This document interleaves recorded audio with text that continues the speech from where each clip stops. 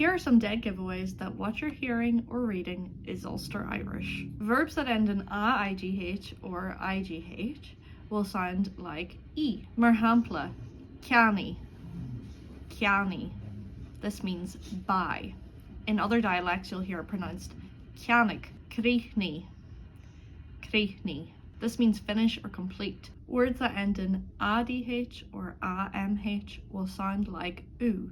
Mar hampla, saoirú and saoirú, summer. The verb do or make, even though the fada is on the e, in Ulster we pronounce it as if there's no fada there. We say Jan, Jan the Yeagle, Jan the Yeagle, which means do your best. We use fásta instead of freisin, fásta. So misha fásta, me too, instead of misha freisin. M-A-I-T-H, good, will be pronounced mai, mai. This is one of the first things that people tend to notice, because one of the first questions you ask someone is, could you mar a tattoo? If you're saying could you mar a tattoo, you probably have Ulster Irish yourself, but conas a tattoo, and the person responds, tá mé go mai, tá mé go mai. You know straight away they probably have Ulster Irish. Elsewhere this would be pronounced ma, ma.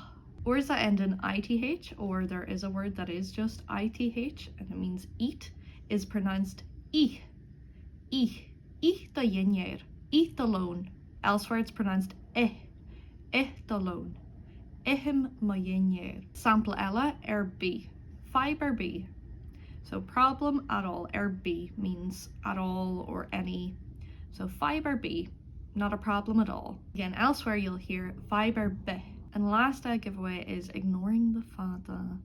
We get a lot of hate for this, but if there's a fada on a second syllable or later on in the word, we kind of ignore it. So usually fada indicates where you should put the emphasis, you should elongate the vowel, and we kind of ignore that. If it's too late in the word, we forget about it, which we do when we speak English too. If you listen to people speaking English in Donegal or the north, you'll hear that same rhythm. Agus sinné dar nói tá codhuir rudí eile, mas míle páirte dá a eáil in Chiquidú.